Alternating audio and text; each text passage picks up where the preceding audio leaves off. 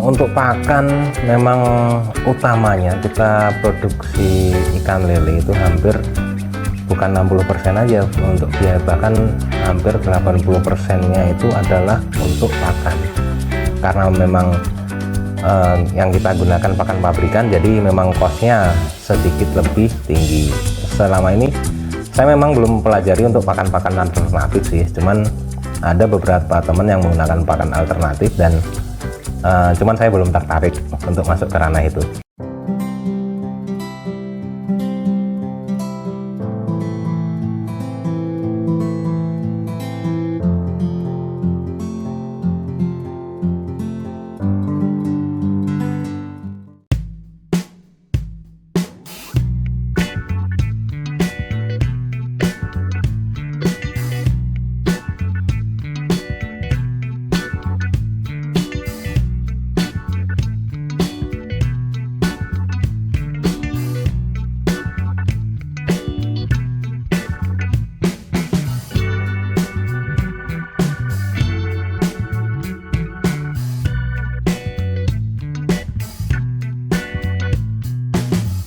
Assalamualaikum warahmatullahi wabarakatuh.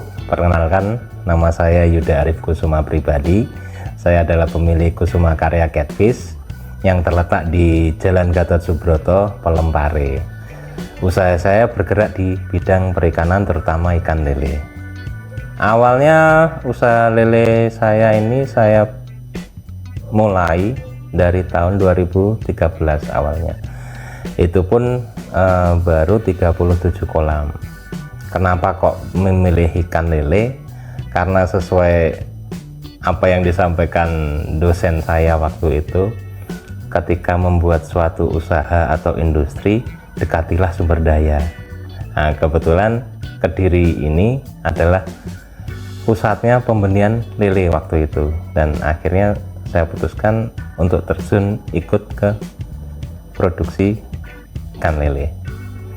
Usaha saya ini, kolam saya ini dimulai tahun 2013 itu 37 kolam. Hingga perjalanannya waktu hingga sekarang udah mencapai kurang lebih di 1200 kolam. Itu terdiri dari diameter 3 dan diameter 5. Kurang lebihnya ada 937 yang diameter 3, sisanya diameter 5. Kurang lebihnya seperti itu. Untuk tenaga kerja, saya mempunyai kurang lebih 50 orang, baik yang itu sudah tetap maupun masih harian. Kurang lebih totalnya 50 orang. Selain itu, di tempat saya ini dibagi ada 3 tim, yaitu tim budidaya, tim perencanaan, dan bagian pergudangan. Tim budidaya menangani tentang budidaya, perencanaan itu menangani tentang program pakan yang akan dimasukkan ke budidaya tersebut. Yang ketiga, yang tim gudang itu adalah tugasnya menakar porsi pakan sesuai porsinya masing-masing, sesuai nomor kolam masing-masing. Kalau SOP secara umum kita sebenarnya hampir sama semuanya pada petani pada umumnya lah.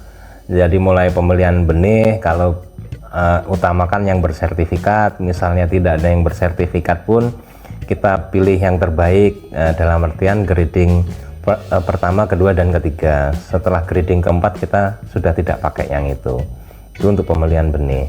Yang kedua itu persiapan kolam. Persiapan kolam itu mulai pemberian probiotik dan didiamkan selama 7 hari kurang lebih. Kalau paling cepat mungkin bisa 3 hari. Setelah itu pemrograman pakan. Yang di sini yang membedakan program pakan saya yang saya berikan ke ikan saya itu adalah program harian. Mungkin itu yang membedakan dengan petani lain. Untuk pakan memang utamanya kita produksi ikan lele itu hampir bukan 60% aja untuk biaya, bahkan hampir 80%-nya itu adalah untuk pakan, karena memang yang kita gunakan pakan pabrikan, jadi memang costnya sedikit lebih tinggi. Selama ini saya memang belum pelajari untuk pakan-pakan alternatif sih, cuman ada beberapa teman yang menggunakan pakan alternatif dan cuman saya belum tertarik untuk masuk ke ranah itu. Saya masih lebih fokus ke pakan-pakan industri yang dimana notabene bisa dipertanggungjawabkan secara kualitas. Untuk tahun-tahun ini mulai dari kalau saya tebar ukur 7 dengan berat benih per ekor itu kurang lebih 3,5 gram, itu FCR nya bisa 0,95. Tapi kalau untuk tebar ukur 5 atau berat per ekornya 1,7 gram, itu kurang lebih FCR nya di 1,02, rata-rata seperti itu. Jadi di Kusuma Karya Catfish ini, karena memang saya di tempat saya ini modelnya seperti industri, jadi setelah jam 4 atau jam 5 sore itu sudah tidak ada kegiatan lagi, maka pemberian pakan itu saya lakukan 2 kali, jam 8 pagi dan jam setengah 4 sore. Dengan porsi kalau di sini itu kita menggunakan 8% untuk awal dan semakin turun selama perjalanan budidaya, dan di finalnya menjelang panen itu di 3-3,5% untuk feeding rate-nya. Lalu untuk trik-trik khusus, mungkin karena kita sistemnya model industri ya, jadi setelah sore sudah tidak ada orang, pemberian pakan pagi kita kurangi 20%. Nah, yang 20%-nya itu diberikan di sore hari, karena jarak waktu untuk mencernanya untuk sore hari menuju pagi itu lebih panjang. Misalnya pagi kita butuh pakannya 3 kilo, nah itu kita kurangi 20% dulu, baru sore yang pemberian sore yang 3 kilo ditambahkan 20% yang pagi tadi. Itu untuk trik-trik khususnya. Tapi kalau mungkin ditangani secara personal, trik itu bisa dilakukan lebih mudah lagi, diberikan 3 kali kalau punya kolam yang dibudidaya secara personal. Kalau di Kusuma Karya Catfish ini penentuan feeding program itu ditentukan di awal. Jadi ada contoh, kita tebar di 3.500 ekor misalnya, itu kita asumsikan kematiannya 10%. Jadi di situ masih tersisa kurang lebih 3.050 ekor. Jika kita ingin memproduksi 1 kilo isi 10 ekor lele, saya mempunyai trik perhitungan. Dari benih 3.050 ekor tadi kita bagi 10, disitulah kebutuhan pakan yang kita butuhkan hingga panen. Asumsinya kita FCR-nya 1:1. Jadi setelah ketemu 305 kilo, tinggal kalau yang sekarang ini saya berikan di 80 hari. 80 hari itu bisa panen, atau 75 hari, tergantung nanti kondisi pasar juga mengikuti itu. Misalnya pasarnya agak lesu juga, nanti itu mungkin saya undur di 85 hari gitu bisa. Pengaruh kualitas pakan pabrikan itu sangat besar ya, karena memang 80% yang kita gunakan adalah pakan pabrikan tersebut. Jadi misalnya ada kualitas yang tanda kutip kurang bagus, itu berpengaruh juga di perjalanan budidaya. Mungkin yang tadinya kita setting di 80 hari itu bisa panen, tapi itu mundur, membutuhkan pakan lebih tapi dengan hasil yang sama. Jadi mungkin mundurnya bisa 5-10 hari kayak gitu. Itu menandakan kalau kualitas pakannya memang kurang bagus. Kalau memang pakan kualitas bagus itu, kalau menurut saya itu bisa digunakan untuk produksi yang secepat-cepatnya. Karena kenapa kok kita produksi inginnya cepat? Karena dengan pendeknya waktu budidaya itu akan semakin menekan SR atau meningkatkan resiko kematian itu jadi rendah, ngoten. Jadi karena semakin pendek masa budidaya, harapannya kematiannya pun semakin sedikit. Perkembangan pakan pabrikan hingga hari ini itu ada beberapa perubahan yang saya rasa sifatnya hampir menyeluruh. Jadi kalau dulu itu kita produksi lele itu pasti bilangnya 3 bulan. Paling cepat pun mungkin 85 hari sudah paling cepat saya rasa dulu. Cuman beberapa pabrikan yang sudah terhubung dengan saya itu atau bekerja sama dengan saya, itu mereka menceritakan teknik-teknik terbaru mereka termasuk penghalusan bahan baku. Nah, dengan harapan dicernanya lebih cepat dan hasilnya pun lebih maksimal. Itu terbukti di lapangan dengan budidaya yang sekarang bisa dicapai dalam waktu 70 sampai 80 hari.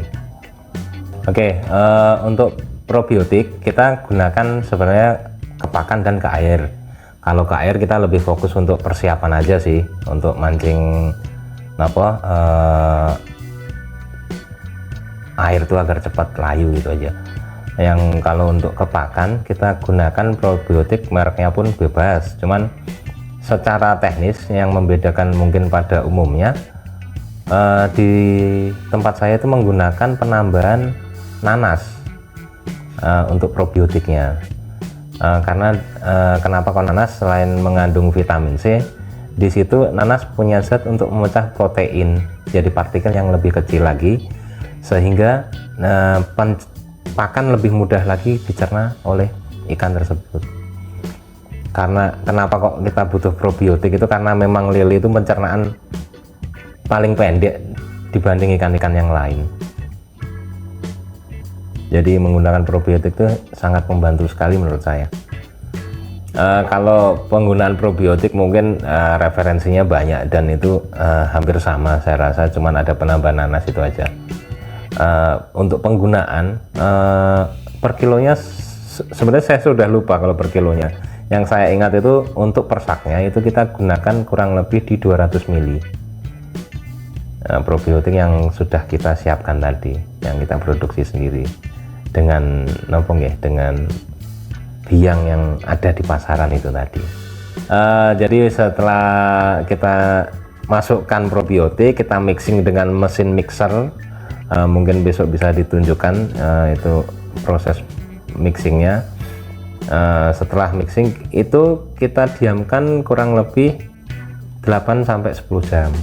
Jadi misal kalau di tempat saya mixing pagi ini untuk digunakan sore hari, kita mixing sore hari digunakan untuk pemberian pakan besok paginya, dan seterusnya seperti itu berkelanjutan. Jadi tempat penyimpanan saya itu gudangnya itu ada exhaustnya untuk menjaga kelembapan. Yang kedua, kita gunakan palet untuk setiap tumpukan pakan, jadi pakan tidak langsung bersentuhan dengan lantai maupun tembok untuk agar tidak berjamur pakan itu. Biasanya kalau bersentuhan langsung dengan lantai atau dengan tembok itu bisa menimbulkan jamur-jamur yang kurang bagus menurut saya nanti di pakan.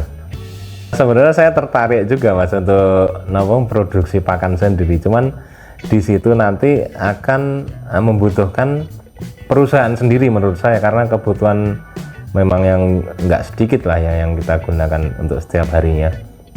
Jadi perlu modal ganda, perlu pemikiran ganda, tapi menurut saya pakan mandiri itu insya Allah bagus juga, karena banyak biaya yang bisa dihemat dari pembuatan pakan mandiri tersebut.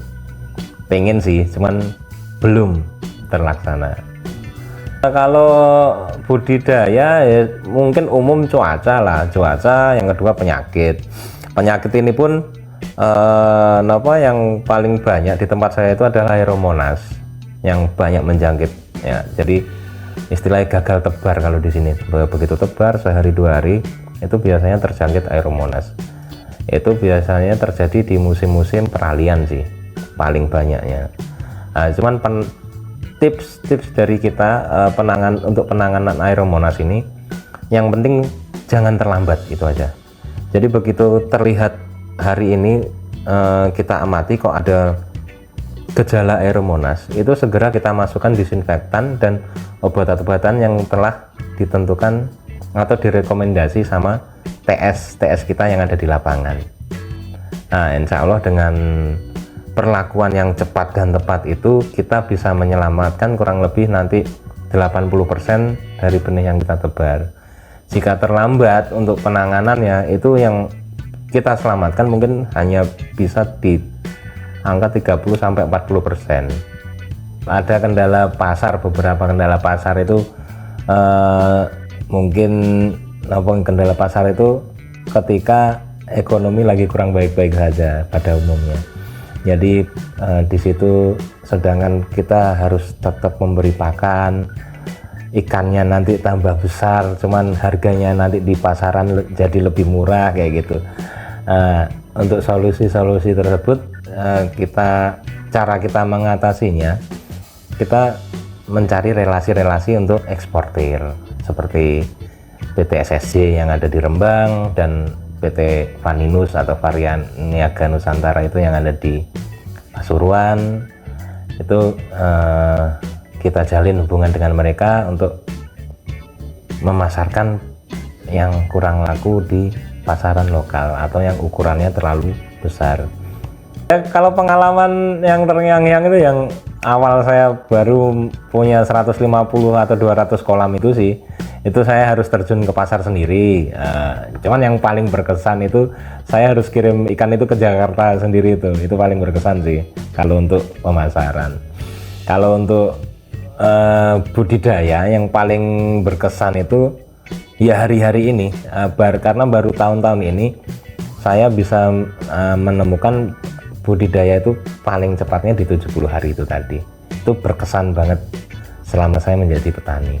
Karena dulu-dulunya budidaya itu saya rasa ya 85 hari itu udah paling tepat, atau 90 hari lah rata-rata, seperti itu.